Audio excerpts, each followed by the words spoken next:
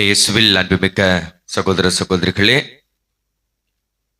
Will begun is half handed என்று சொல்வார்கள். அப்படி என்றால் சரியான ஒரு துவக்கம் பாதியினுடைய வேலையை முடித்தது போல மிக அற்புதமாக இன்றைய நாளில் நாம் புனித அந்தோனியாருக்கு நம்முடைய ஆலயத்தை 35 ஆண்டுகள் ஏறக்குறைய ஒரு 2 தலைமுறை இந்த அந்தோனியாரனுடைய அந்த மகத்துவத்தில் அந்தோனியாருடைய பாதுகாப்பில் நாம் வளர்ந்திருக்கிறோம், ஆசிரியை பெற்றிருக்கின்றோம். எனவே உங்கள் அனைவருக்கும் புனித அந்தோனியாருடைய விழா வாழ்த்துக்களை நான் தெரிவித்துக் கொள்கிறேன். So happy feast to all. Very good. 2023ஆம் ஆண்டு ஒரு சிறப்பான ஒரு ஆண்டாக அமைந்தது. அந்த ஆண்டில் இளைஞர்களுக்கான ஒரு உலக மாநாடு ஒன்று நடந்தது. அது எங்கே நடந்துச்சு தெரியுமா? த வேர்ல்ட் யூத் டே என்கின்ற ஒரு விழாவானது மறைந்த திருத்தந்தை பிரான்சிஸ் அவருடைய தலைமையில் நடந்தது.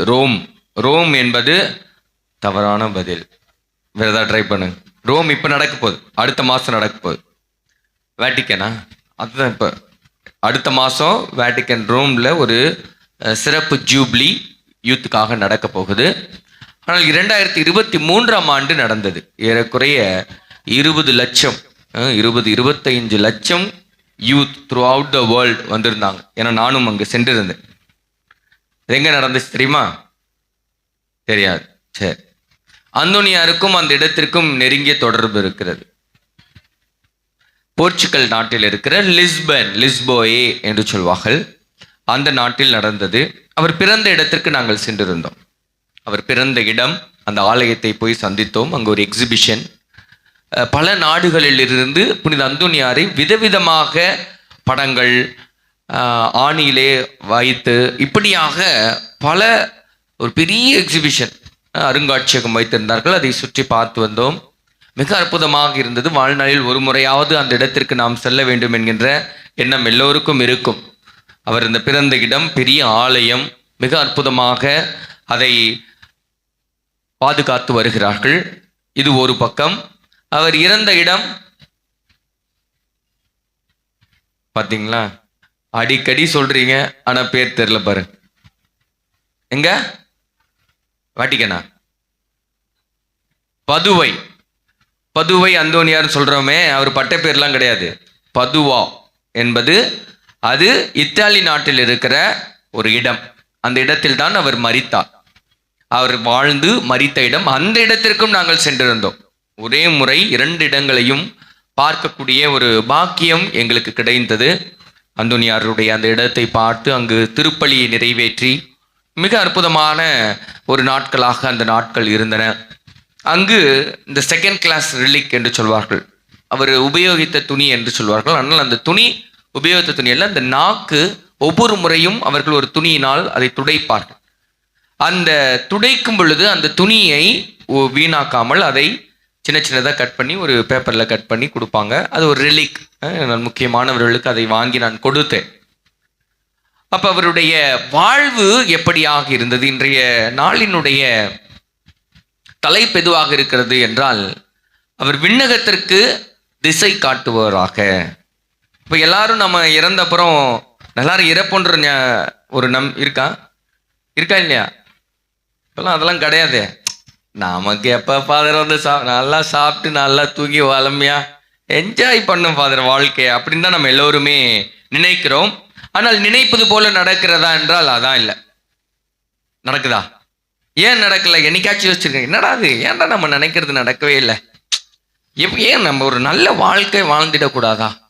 ஏன் நம்மளால ஒரு நல்ல வாழ்க்கை வாழ முடியவில்லை என்கின்ற எண்ணம் எல்லோருக்குமே இருக்கா இல்லையா? என்னைக்காச்சும் என் வாழ்க்கை மாறிடாதா? இன்னைக்கு மாறிடாதா? நாளைக்கு மாறிடாதா? இந்த 9 நாள்ல மாறிடாதா? எல்லோருக்கும் அந்த ஏக்கம் இருக்கிறது. ஏதாவது ஒரு அற்புதம் புனித அந்தோனியார் வழியாக நமக்கு ஒரு அற்புதம் நடந்து விடாதா என்கின்ற எண்ணம் இருக்கிறது. ஆனால் என்ன யதார்த்தம் என்றால், ஒவ்வொரு நாளும் நமக்கு அற்புதம் நடக்கிறது, நம்மால் அதை பார்க்க முடியவில்லை என்று சொல்கிறார்கள். அது உண்மையா பொய்யா? எல்லாருக்கும் அற்புதம் நடக்குது, எனக்கு நடக்குது, உங்களுக்கு ஒவ்வொரு நாளும் it is a blessing. It is a blessing. நீங்க நம்புறீங்களோ இல்லையோ, இது நடக்குது. நம்மால் ஏன் பார்க்க முடியலை அப்படின்னா, இன்னைக்கு புனித அந்தோனியார் அதுக்கு நமக்கு எடுத்துக்காட்டாக இருக்கிறார். அவருடைய நாவு அழியாமல் இருக்கு. ஏன் அவருடைய நாவு அழியாமல் இருக்கு? 2 காரணங்களால் அவருடைய நாவு அழியாமல் இருக்கு. என்னது? Very good. இறை வார்த்தையை போதித்தது, அப்புறம் பொய் பேசாம இருந்தது, தூய்மையா இருந்தது, அப்புறம் யாரோ சொன்னீங்க நற்கருணை அனுதினமும். அப்ப இந்த 2 காரியங்கள் அவருடைய நாவு அழியாமல் இருப்பதை பார்க்க முடிகிறது. என்னைக்காச்சும் அதை நம்ம யோசிச்சிருக்கோமா? சரி, நம்முடைய நாக்கம் அழியாம இருக்கணும், அது இல்லை. ஓவர் நைட்ல காணாம போனதை தேடி கண்டு கொடுத்துடணும், என் பையனுக்கு வேலை கிடைச்சிடணும், நான் செட்டில் ஆயிடணும், என் கடன் எல்லாம் தீர்ந்துடணும். நம்ம இஷ்டத்துக்கு கடன் வாங்கி வந்துடுவோம். கடன் அடைக்கிறவரு அந்தோனியார். அதான் சரி. அப்ப அவருடைய நாவு அழியாமல் இருப்பதற்கு 2 முக்கிய காரணங்கள். ஒன்று, அவர் இறை வார்த்தையை அதிகமாக போதித்தார். எந்த அளவுக்கு அதிகமாக போதித்தார் என்றால், நான் அந்த இடத்திற்கு சென்றிருந்தேன். நல்ல ஒரு இடம். அந்த ஆலயத்தில் அவர் போய் போதிக்கும் பொழுது அங்க இருக்கிற கடைகள் எல்லாத்தையும் க்ளோஸ் பண்ணிட்டு வந்துருவாங்க. வியாபாரம் கூட எங்களுக்கு வேணாங்க, அவருடைய இறை வார்த்தை கேட்ட போது இன்னைக்கு எங்களுக்கு சாட்டிஸ்ஃபேக்ஷன், எங்களுக்கு நல்ல ஒரு இது, இன்னைக்கு ஒரு மகிழ்ச்சியாக இருக்கும். வியாபாரம் செய்து அந்த பணம் வந்து அந்த பணம் தருகிற சந்தோஷத்தை விட அந்த இறை வார்த்தை, அவர் போதிக்கின்ற இறை வார்த்தை நமக்கு வாழ்வளிக்கிறது என்று நினைத்தார்கள். இது முதல்ல ஒன்று. இன்னொன்று, ஒரு முறை அவர் இறை வார்த்தையை போதிக்கும் பொழுது யாரும் பார்க்கவில்லை, யாரும் கேட்கவில்லை என்பதற்காக அவர் என்ன பண்றாரு, கடற்கரையில் சென்று அந்த படகில் ஏறி உட்கார்ந்து போதித்த பொழுது மீன்கள் கூட அந்த அதிர்வு. பல நேரங்களுக்குலாம் நான் இது கதையா இருக்குது, இந்த கதையெல்லாம் நம்மனதாங்க ஃபாதர் வந்து நாளைக்கு பிளஸ்ஸிங்லாம் கொடுப்பாரு, இதெல்லாம் கதைன்னு சொன்னா திட்டி அமைச்சிருவாரு அப்படின்னு. ஆனால் இதெல்லாம் உண்மை சம்பவம். இன்னைக்கு நீங்க வீடியோலாம் பார்த்தீங்கன்னா நிறைய பேர் கடல்ல போய் நின்னா மீன்கள் எல்லாம் அவரை நோக்கி வரும். ஏன் அப்படின்னா, இட்ஸ் அ மேக்னெட்டிக் பவர். மீன்களும் சரி, பூனைகளும் சரி, அல்லது நம்மோடு செல்ல பிராணிகள், நம்முடைய அதிர்வுகளை அதற்கு தெரியும். பூனை வந்து யார்ட்டையும் வராது, ஆனால் ஒருவிடம் வருகிறது என்றால் அது பாதுகாப்பாக இருக்கிறது. It nose the person is safe. இவரால் நமக்கு எந்த ஒரு ஆபத்தும் இல்லை அப்படின்னு நினைச்ச அந்த அதிர்வு, வைப்ரேஷன். இந்த பூனையை 2 அடி அடிக்கணும்னா வராது. ஏனென்றால் அந்த வைப்ரேஷன், நாம் நினைப்பது அந்த வைப்ரேஷன்ல போகும். அப்ப புனித அந்தோனியார் எப்படிப்பட்ட ஒரு உள்ளத்தோடு கடவுளை அந்த இறை வார்த்தையை தாங்கிய உள்ளத்தோடு போதித்ததனால் அந்த மீன்கள் கூட அவருடைய வார்த்தையை கேட்டது. இப்படி நாம் என்னைக்காச்சும் யோசிச்சிருக்கிறோமா? இறை வார்த்தையை போதிக்க யோசிச்சிருக்கோமா? ஃபாதர் பைபிள் படிக்க டைமே இல்லை ஃபாதர், பைபிளை திறந்தது அதுக்கெல்லாம் திறந்து டைம் இருக்கா? இன்ஸ்டால ஒரு 1 மணி நேரம், 2 மணி நேரம், 3 மணி நேரம், என்ன உருப்பட முடியாத காரியங்களுக்கு நம்ம அவ்வளவு நேரம் நாம் இன்று உபயோகப்படுத்துகிறோம். அப்ப இன்று நாம் புனித அந்தோனியாருடைய இந்த நாள் நமக்கு நினைவுபடுத்துவது என்னவென்றால், இப்ப விண்ணகத்துக்கு திசை காட்டுகிறார், ஆனால் திசையை நாம் என்ன நினைக்கிறோம்னா, அதெல்லாம் மறைச்சிட்டு நான் ஓவர் நைட்ல அம்பானி ஆயிடணும், ஓவர் நைட்ல எனக்கு இதுவாயிடணும் அப்படின்னா அது நடக்க முடியாத ஒரு காரியமாக இருக்கிறது. இது முதல். இரண்டாவது, அவர் நற்கரனின் மீது தீராத அன்பு கொண்டிருந்தார். எந்த அளவுக்கு நற்கரனின் மீது, அவர் காலையில பூசை வச்சுட்டு வந்திருப்பாராம், வச்சுட்டு அங்க பூசை நடந்துகிட்டே இருக்கும், வேற ஒரு ஃபாதர் வைப்பாங்க, வேற. அப்ப தோட்டத்தில் அவர் வேலை செய்து கொண்டு இருந்த பொழுது இவர் அந்த திருப்பலி நடக்கும் பொழுது பெல் அடிப்பாங்க, இது முக்கியமானது, நற்கரணையை எழுந்தேற்றம் பண்ணும் பொழுது. அந்த நேரத்தில் இவர் நற்கரணையை பார்க்க வேண்டும் என்கின்ற எண்ணம் தோன்றியதால் அந்த சுவர் பிளந்து அந்த நற்கரணையை இவருக்கு காட்டியதாக சொல்லப்படும். அப்படின்னா அவர் எவ்வளவு அந்த நற்கரணின் மீது தாகம் கொண்டிருந்தார். நம்ம ஊர்ல எப்படி ஞாயிற்றுக்கிழமை பூசைக்கு யாரும் வரதில்லை, நிறைய பேர், கொஞ்சம் பேர் வருவாங்க, காலையில வந்துடுவாங்க, என்னன்னா காலைல தூக்கம் வரல ஃபாதர், அதான் பூசைக்கு வந்தோம், இப்படி ஒரு குரூப் இருக்கும். ஒரு சிலர் உண்மையிலே நல்லா வாழ்றாங்க, அதுல எந்த பிரச்சனை இல்லை. இப்போ யங்ஸ்டர்ஸ் எல்லாம் சண்டே தான் லீவு, அதை நம்ம தூங்குவோம். அப்ப இப்படிப்பட்ட ஒரு மனநிலையோடு இருக்கும் பொழுது வாழ்க்கை எங்கு மாறும்? இன்னைக்கு இல்லை, நான் எழுதி தரேன், நான் ஒரு பத்திரம் போட்டு எழுதி சைன் போட்டு தரேன், இன்னைக்கு இல்லை, என்னைக்குமே மாறா. அப்ப புனித அந்தோனியார் நமக்கு சொல்லுகிற பாடம் என்ன? இறைவார்த்தையின் மீது நீ தாகம் கொண்டிருக்க வேண்டும். இரண்டாவது, நீ நற்கரின் மீது நீ பற்று கொண்டிருக்க வேண்டும். இது இரண்டும் வைத்திருக்கும் பொழுது உனக்கு விண்ணகத்திற்குரிய திசை தெளிவாய் தெரியும் என்பதை தான் இன்றைய நாள் நம்முடைய புனித அந்தோனியார் நமக்கு மிக சிறப்பாக எடுத்துக்க. அது மட்டுமல்ல, அப்ப ஒரு நல்ல வாழ்க்கை எங்கு துவங்குகிறது? யார் கரெக்டா சொல்றீங்க? பிரைஸ் கொடுக்குறேன். என்னைக்கு உங்களுக்கு ஒரு நல்ல ஆர்ட் ஆஃப் லிவிங் என்று சொல்கிறார், வாழும் கலை. இந்த வாழும் கலை எங்கு துவங்குகிறது?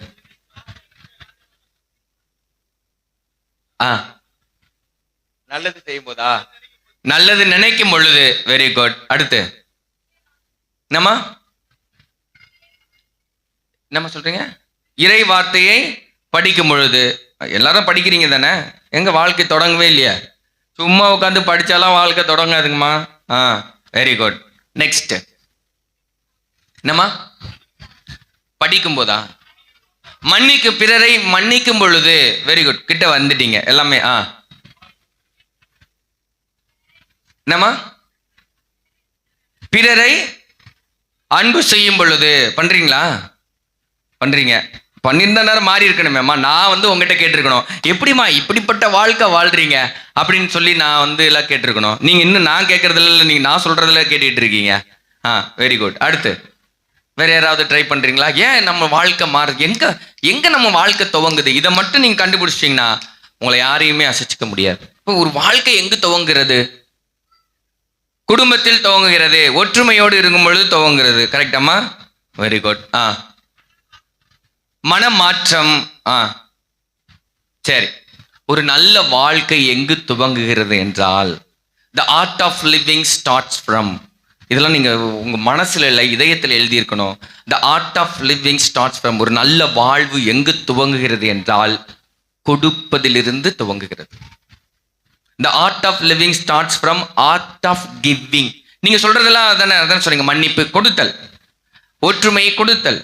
இந்த கொடுத்ததில் இருந்துதான் நம்முடைய வாழ்க்கை துவங்குகிறது. சரி, இது ஃபர்ஸ்ட் கொஸ்டினுக்கு ஆன்சர். ரெண்டாவது, இப்போ நம்மளுக்கு பிரச்சனை என்னன்னா, எதை கொடுப்பது, எப்படி கொடுப்பது? எல்லா நேரமும், எல்லா செகண்டும் யூ ஆர் கிவிங்.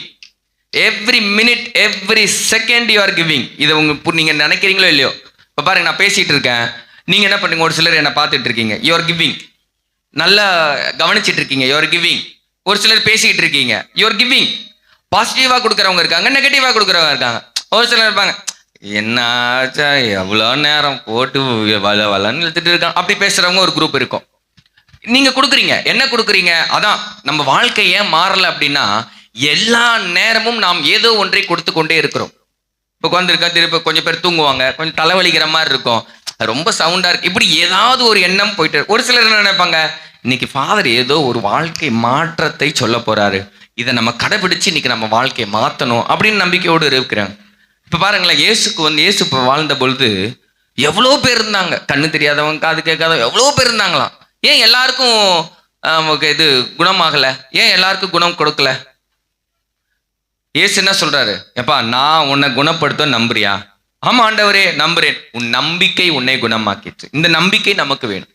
சும்மா நம்பிக்கை இல்லை, ஆனா நம்புறேன் கிடைக்கலன்னா எனக்கு அப்பவே தெரியும் இது நடக்கவே நடக்காது, தெரியும் இவர் இப்படித்தான் அப்படின்னு நினைக்கும். பாத்தீங்களா?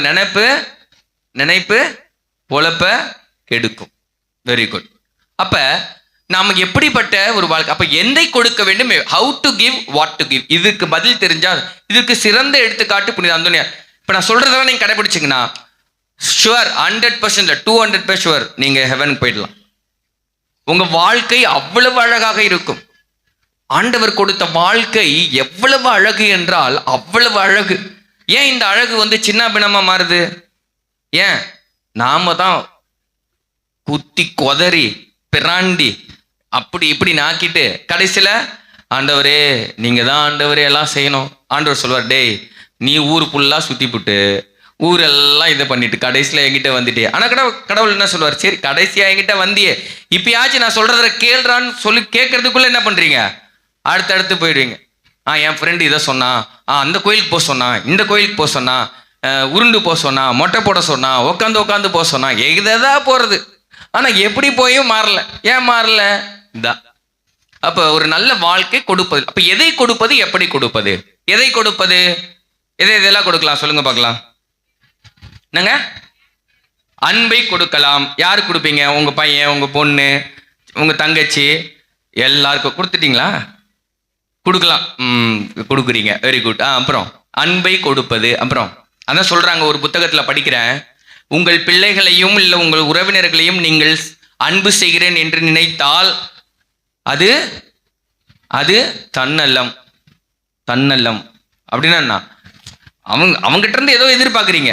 நல்லா அன்பு செஞ்சா பின்னாடி என்ன காப்பாற்றுவான், என் தம்பியை இது பண்ணா அவன் என்னை பார்த்துக்குவான். இது உண்மையான அன்பு இல்லை. அதை நம்ம புரிஞ்சுக்கணும். ஓகே, அடுத்து எதையெல்லாம் கொடுக்கலாம்? நேரத்தை கொடுக்கலாம். Very good. அப்புறம் மன்னிப்பை கொடுக்கலாம். என்னங்க புரியல?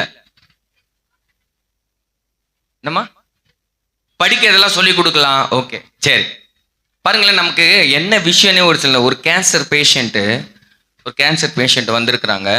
அந்த கேன்சரை குணப்படுத்தியிருக்காங்க. இதை மட்டும் செஞ்சு, இந்த ஒரே ஒரு காரியத்தை மட்டும் செஞ்சு கேன்சர் குணமாயிடுச்சு. என்னடா அது அப்படின்னா, the art of living starts from art of giving. அந்த கொடுப்பதில் முதலில் இருப்பது நன்றியை கொடுப்பது.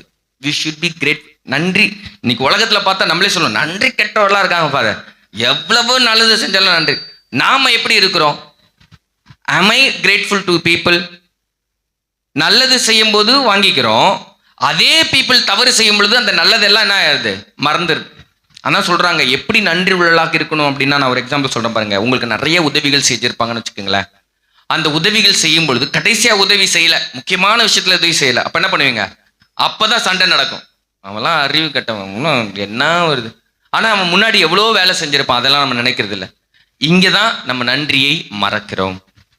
அப்ப கடவுள் என்ன சொல்றாரு அப்படின்னா, பி தேங்க்ஃபுல். எங்கெல்லாம் பைபிள்ல கடவுள் நன்றி சொல்லியிருக்காரு சொல்லுங்க பார்ப்போம். இயேசு நன்றி சொல்லியிருக்காரா? இயேசு நன்றின்னு சொல்லியிருக்காரா? எங்க சொல்லியிருக்காரு? தம்பி சொல்றார், நல்லா தலையாட்டுற, சொல்லு. எங்க சொன்னார்? எங்க சொன்னார்? எங்க சொன்னார்? Very good. மல்ல ஜோரா கை தட்டுங்க. Very good, excellent. இயேசு நன்றி சொல்றாரு. எங்க? அப்பத்தை எடுத்து நன்றி செலுத்தி. நாளைக்கு சாக போறாருங்க, நாளைக்கு சாக போறாரு. Tomorrow is going to tie. is able to thank the Lord with whole hearted. அப்பத்தை எடுத்து நன்றி செலுத்தி. இதுதான் நமக்கு ஹார்ட். இங்கதான் வாழ்க்கை துவங்குது. எல்லா புத்தகம், நீங்க எந்த புத்தகத்துல எடுத்து பாருங்களேன், உன் வாழ்க்கை நல்லா வரணும், நல்லா வந்தவங்கலாம் எப்படி இருக்காங்கன்னு பாருங்க. எல்லாருமே நன்றி உள்ளவர்களாக இருந்திருப்பார்கள். நீங்க யார் எடுத்து பாருங்க, ஒரு எக்ஸாம்பிள் பர்சன் எடுத்து பாருங்க, எல்லாருமே நன்றி உள்ளவர்களாக இருப்பார்கள். அப்பத்தை எடுத்து நன்றி செலுத்தி, ரசத்தை எடுத்து நன்றி கூறி, திருப்பலியினுடைய பேர் என்ன? யூக்கரிஸ்டேயே. யூக்கரிஸ்டேனா என்ன? It is comes from a Greek word. Eucharist அப்படின்னா நன்றி, தேங்க்ஸ் கிவிங்.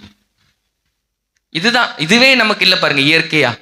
ஆனா நாம ஏதாவது ஒண்ணு செஞ்சுட்டா கடவுள் நமக்கு நன்றியா இருக்கும்னு நினைக்கிறோம். நான் 10 நாள் போனோனே, 5 நாள் போனோனே, எனக்கு எதுவுமே நடக்கலையே. நடக்காது. எப்பொழுது நீங்கள் நன்றியாக இருக்கிறீர்களோ, ஒரு நாளைக்கு 10 பேருக்காச்சும் நன்றி சொல்றேன், your life will change. Okay, first. Second எதை கொடுப்பது? நீங்கள் மற்றவர்களுக்கு எதை கொடுக்க வேண்டும் என்றால் நன்மையை கொடுக்க வேண்டும். Be positive. என்ன நன்மை? நீ நன்மையே செய்ய வேணாங்க, அவனை பத்தி தப்பா பேசாம இருந்தாலே போதும். அதான் சொல்றாங்க, உங்க வாழ்க்கை நல்லா ஆகணும் அப்படின்னா 10 பேருடைய வாழ்க்கையை நல்லபடியா ஆக்கிட்டீங்கன்னா உங்க வாழ்க்கை நல்லபடியா ஆயிடும். உங்க வாழ்க்கை நாசமா போகணும்னா 10 பேருடைய வாழ்க்கையை நாசப்படுத்தினா உங்க வாழ்க்கை நாசமா போயிடும். இக்கிகைன்ற ஒரு புத்தகம், அந்த புத்தகத்துல, இந்த புத்தகம் ஏன் எழுதுறாங்க அப்படின்னு சொன்னா அதை புரிஞ்சுக்கணும். 2 பேர் உட்காந்து யோசிக்கிறாங்க. மிராசியஸ் அண்ட் ஹெக்டர் கார்ஷியஸ் அப்படின்ற 2 பேர் டீ சாப்பிட்டுட்டு இருக்காங்க. சாதாரணமா பேசுறாங்க. ஏன்டா நம்ம நாட்டில் இப்பெல்லாம் அதிகமா உயிர் வாழ முடியல, 100 வயசுக்கு மேல வாழ முடியல, ஏன் இவ்வளவு சீக்கிரமா சாகுறாங்க, ஏன் அப்படின்னு கேட்குறாங்க. தெரியலையே. சரி, ஆனா இந்த உலகத்துல ஏதோ ஒரு இடத்துல 100 வயசுக்கு மேல வாழ்ந்துட்டு இருக்காங்க. சரி, எங்க கண்டுபிடிக்கிறா எந்த இடம்னா, ஜப்பான்ல இருக்கிற ஒக்கினமான்ற ஒரு கிராமத்துல அங்க 100 வயசுக்கு மேல நிறைய பேர் இருக்காங்க. நம்ம தமிழ்நாட்டுல 8 கோடி மக்கள் இருக்காங்க. 8 கோடி மக்கள்ல 8 பேர் கூட 100 வயசுக்கு மேல வாழல. பார்த்துருக்கீங்களா? யாராவது இங்க இருக்காங்களா? உங்களுக்கு தெரிஞ்சவங்க யாராவது இருக்காங்களா? 8 பேர் கூட இல்லைன்றாங்க. அங்க 2 லட்சம் பேர் தான் இருக்காங்க. ஆனா 25,000 பேருக்கு மேல 100 வயசு மேல வாழ்றாங்க. எப்படிடா? அப்போ யோசிக்கிறாங்க, வாடா போண்டா. 2 பேரும் போறாங்க. 6 மாசம் அந்த ஊருக்கு போய் உட்காந்து தங்கி படிச்சு வராங்க. பாருங்களேன், அவங்க எல்லாருமே நன்றி உள்ளவர்களாக இருக்கிறவர். அவங்க சொல்றாங்க, 6 மாசத்துல ஒரு நாள் கூட ஒரு 4-5 பேர் உட்காந்து, அப்புறம் அவ என்ன பண்ணா, இவன் என்ன செஞ்சான், இது என்ன நடந்துச்சு அப்படின்னு உட்காந்து பேசுற ஆளே கிடையாதான். எல்லாம் அவன் எந்திரிச்சு அவன் வேலையை பார்த்துட்டு இருக்கும். இன்னைக்கு நம்ம என்ன பண்றோம்? ஒவ்வொரு நாடகத்தையும் பார்த்து இவன் என்ன பண்ணா, அவன் என்ன பண்ணா. நம்மளுக்கு பிரச்சனை வரும்போது எப்படி பாருங்களேன், நாடகத்தை பார்க்கறதுனால என்ன பிரச்சனை வருதுன்னா, உங்களுக்கு ஏதாவது ஒரு பிரச்சனையை தீர்வு காணும் பொழுது ரெஃபரன்ஸ் பைபிள்ல இருந்து வரல. அந்த நாடகத்துல இவன் என்ன பண்ணா, அதே மாதிரி பண்ணான், இவன் தப்பு பண்ணல. உங்க மைண்ட் என்ன, நீங்க மைண்ட் அதை தானே திருப்பி பார்க்குறீங்க. எதை நீங்கள் திருப்பி செய்கிறோம், எதை பார்க்கிறீர்களோ அதுவாக மாறிவிடுவீர்கள். இப்ப ஏன் வாழ்க்கை மாறல? இப்ப புரியுதா ஏன் வாழ்க்கை மாற? ஏன்னா உங்களுக்கு ரெஃபரன்ஸ் யாரு அப்படின்னு சொன்னா அந்த நடிகையும் நடிகர்களும் தான். நடிகையும் நடிகர்களும் உங்களுக்கு ரெஃபரன்ஸா யாருமே என்னைக்குமே இருக்க முடியாது. ஒருத்தன் யார் வந்து எனக்கு இவர் இந்த நடிகர் எனக்கு ரொம்ப பிடிக்கும், இவர் ரொம்ப நல்லவரே கிடையாதுங்க. அதை ஃபர்ஸ்ட் புரிஞ்சுங்க. அவங்க நடிக்கிறாங்க, எங்க இருந்தாலும் நடிக்கணும். இயற்கையா இருக்கிறவங்களுக்கு தெரியும். பெருந்தலைவர் காமராசர் பத்தி என்னைக்காச்சும் நடிக்கிறான்னு சொல்ல முடியுமா? ஆனால் நிறைய பேர் நடிக்கிறார்கள். அப்ப நடிக்கிறவர்களை பார்த்து நீங்கள் வாழும் பொழுது நீங்களும் நடிப்பீர்கள். அதனால்தான் உங்க வாழ்க்கை இன்னைக்கு இல்லை, என்னைக்குமே மாறாது. அப்ப வாழ்க்கை மாற வேண்டும் என்றால் நாம் நன்மையை விதைக்க வேண்டும். பிறரை பற்றி என்னைக்குமே தவறாக பேச, அவர் தவறானவளாக இருந்தாலும் நீங்கள் பேச. எப்பொழுது நீங்கள் ஒரு தவறை பேசும் பொழுது என்ன நடக்குதுன்னா உங்க பாடி வீக்கன் ஆகுது. நீங்க போய் சயின்ஸை போய் படிங்க. காலையில எந்திரிக்கிறீங்க, ஒரு நல்ல காரியத்துக்கு போறீங்க, திடீர்னு ஒருத்தன் வந்து ஏன்டா அறிவு கெட்டவனே ஏன்டா இப்படி இருக்கிற அப்படின்னு கேட்டா அந்த வார்த்தை நம்ம என்ன பண்ணுது? பாதிக்குது. இதுவே அன்னைக்கு காலைல வந்து சூப்பருங்க இன்னைக்கு உங்களுக்கு சூப்பரா, அந்த கிராமத்துல சொல்றல, அந்த கிராமத்துல ஒருத்தர் 100 வயசுக்கு மேல என்ன வேலை செய்யறாருன்னா எந்திரிச்சு அந்த ரோட்ல இருக்க எல்லாரையும் போய் hi hello how are you have a nice day, இதுதான் அவருடைய வேலையே. இது போய் பாக்குறாங்க. ஒவ்வொரு நாளும் அவர் எந்திரிச்சு இப்படி பண்ணுவார். 100 வயசு மேல இருக்கிற ஒருத்தர் கார் வச்சிருக்கிறார். அந்த கார் என்ன சொல்றாருன்னா யாருக்கு உடம்பு சொல்லி இந்த காரை எடுத்துட்டு போங்க. Art of living starts from art. அந்த கிராமமே அவ்வளவு அழகான கிராமம். ஒரு வாரத்துக்கு ஒரு முறை கேதரிங் வைக்கிறாங்க. எல்லாரும் வாங்க, எல்லாரும் காசு கொடுப்பாங்க, எல்லாம் கொண்டாடிட்டு மீதி இருக்கிற காசு என்ன பண்ணுவாங்கன்னா அந்த கிராமத்துல யார் ஏழ்மையா இருக்காங்க அந்த காசு அவங்களுக்கு போய் சேர்ந்துடும். பாருங்களேன் எவ்வளவு அழகான ஒரு வாழ்க்கை அவங்களை அடுத்தடுத்த தளத்துல சேர்க்குது. ஏன்? நம்மளுடைய எண்ணங்கள் நம்மை பாதிக்கிறது. இரண்டாவது, மூன்றாவது the art of living starts from art of giving. நன்றியை கொடுத்தல், பிறரை பற்றி நன்மையாக நினைத்தல், பிறரை பாராட்டுதல். இதுதாங்க இன்னைக்கு ரொம்ப கம்மி. ஒய்ஃப் ஹஸ்பண்டை பாராட்டுறதே கிடையாது. சோரப்போடு என்னத்த பெருசா செஞ்சுட்டேன். நாம் எப்பொழுது ஒரு பாராட்டை நாம் தெரிவிக்கிறோமோ, நம்ம என்ன நினைக்கிறல, ஒரு வாசகம் இப்போ இன்னைக்கு ஒரு வாசகம் படிச்சிருப்பாங்க, போயிட்டு எங்க வெரி குட்டுங்க சூப்பரா படிச்சிங்க அப்படின்னு சொல்லிட்டா அவங்க 10 பேர்ட்ட போய் சொல்லுவாங்க, நான் படிச்சோன்னு அவன் சொன்னா பார். இதுதான் இயற்கையாகவே பாராட்டில் இருக்கிற ஒரு மகத்துவம். இதை கொடுக்க வேண்டும் ஒவ்வொரு நாள். உங்க காசு பணம்லாம் கடைசி தான். இதுதான் வாழ்க்கை. இந்த வாழ்க்கை ஆரம்பிங்களா, உங்க வாழ்க்கை எவ்வளவு ஆத்மாத்மாக மாறுதுன்னு பாருங்க. எல்லா பெரிய ஒரு புத்தகம் திங்க் அண்ட் க்ரோ ரிச் அப்படின்னா நீங்கள் சிந்தனையை குவித்து செல்வராக்குங்கள். அப்போ ஏன் இந்த புக்கு வந்து 20 வருஷம் ஆகுது இந்த புக்கை எழுதுறதுக்கு? ஏன்டா 20 வருஷம் ஆகுது அப்படின்னு பார்த்தா 500 பேரை தேர்ந்தெடுக்கிறாங்க. யார் அந்த 500 பேர்னா சாதாரணமா உங்களையும் என்ன மாதிரி சாதாரணமா இருந்தவங்க கோடீஸ்வரன் ஆயிட்டாங்க. அந்த புக்கை பார்க்கும்போது சொல்றாங்க, நான் சொல்ற பாயிண்ட்ஸ் எல்லாம் இருக்குது, அது சொல்றாங்க they are able to appreciate people those who are coming to them. they are able to appreciate people those who are coming. அதனால் அவர்கள் அடுத்தடுத்த தளத்தில் பயந்து அந்த 500 பேருமே இந்த இதெல்லாம் வச்சிருந்திருக்காங்க. ஓகே, இந்த art of living starts from art of giving. இதான் ரொம்ப முக்கியம். புரியுது? அந்தோனியார் வாழ்க்கையில நடந்த ஒரு விஷயம், அதோடு இது கனெக்ட் ஆகுது. எது ரொம்ப முக்கியமானது அப்படின்னா, இப்போ நான் ஆர்ட் ஆஃப் கிவிங்லேயே எதுங்க கிரேட்டஸ்ட் கிவிங், இது ஃபர்ஸ்ட் செகண்ட் தேர்டுன்னு சொல்லிட்டேன். இதை உங்கள் குடும்பங்களில் நீங்கள் வைத்தீர்கள் என்றால் உங்கள் குடும்பம் மற்ற குடும்பங்களுக்கு எடுத்துக்காட்ட எல்லாரும் பொறாம போடுவாங்க. எப்படிங்க நீங்க இப்படி இருக்கிறீங்க, உங்களை மாதிரி வாழ ஆசை பண்ணுங்க. என்ன அப்படின்னா சீக்ரெட். இதை மட்டும் நீங்க கடைபிடிச்சீங்கன்னா நீங்க ஹெவன்ல போறதுக்கு 100ல 200ல 300ல 1000% ஷுவர். ஆனா இது ரொம்ப ரொம்ப ரொம்ப ரொம்ப கஷ்டம். தலைகீழ இருந்தாலும் உங்களுக்கு வராது, நானே போய் சொல்லிடுறேன். ஆனா அதை பிராக்டிஸ் பண்ணணும். Okay, art of living starts from art of giving. இந்த கொடுத்தலில் மிக சிறந்த கொடுத்தல், ஒரு ஹிந்து மேன் இதை எக்ஸ்பிளைன் பண்றாரு. அது சொல்றாரு, கொடுத்தலில் மிக சிறந்த கொடுத்தல் இதுதான். இதுக்கு எடுத்துக்காட்டு யாரு அப்படின்னு சொன்னா யாரு? இயேசு கிறிஸ்து. அவர் சிலுவையில் அறைந்த பொழுது அவர் ஒரு பாவம் கூட செய்யலைங்க, ஒரு பாவம் கூட செய்யல. இப்போ நான் வந்து திடீர்னு வந்து ஒரு அறை விடுறேன்னு வச்சுக்கோங்களேன், ஒரு அம்மா ஓங்கி ஒரு அறை விடுறேன், என்ன ஆகும்? பாதிரியார் திருப்பலியின் போது ஒரு மங்கையை அடித்து விட்டார், அப்புறம் அது என்னென்னமோ போய் நியூஸ் எல்லாம் போய் என்னென்னமோ போயிடும். அவங்களை என்னென்னலாம் செய்யணுமோ அதெல்லாம் செய்வோம். ஆனால் இயேசு ஒரு பாவம் செய்யாமல் அவர் வந்து சாகுறாரு. அப்ப சாகிற டைம்ல என்ன சொல்றாரு? அதான் அவர் சொல்றாரு, அவர் சாகும்போது கூட தந்தையே இவர்கள் செய்வது என்னவென்று தெரியாமல் இவர்களை மன்னியும். இந்த மனம் வேணும். அதான் சொல்லுவாங்க லூசிங் ஈகோ. நீங்கள் உங்கள் தான் என்ற அகந்தையை கொடுக்க வேண்டும். இதுக்கு பிராக்டிஸ் பண்ணணும். இதுவே ஒரு பெரிய லெசன். இதை மட்டும் உங்களுடைய தான் என்ற அகந்தையை நீங்கள் ஒவ்வொரு நாளும் கொடுக்க ஆரம்பிங்க. உங்க வாழ்க்கை எவ்வளவு அழகாய் மாறுதுன்னு பாருங்க. அந்த தான் என்ற அகந்தைனால என்ன நடக்குதுன்னா, ஒரு டைவர்ஸ் கேர்ஸை நீங்கள் போய் கோர்ட்டில் பார்த்தீங்கன்னா எங்க டைவர்ஸ் கேர்ஸ் அப்படின்னு கேட்டால் என்னை வந்து இந்த மாதிரி வார்த்தையில திட்டான், அதுல இருந்து அவன் செய்யறது எல்லாமே தப்பு தான், அது பெருசாயி கொலை பண்ண போய் கத்தி எடுத்து குத்தி, அப்ப டைவர்ஸ் கேஸ்.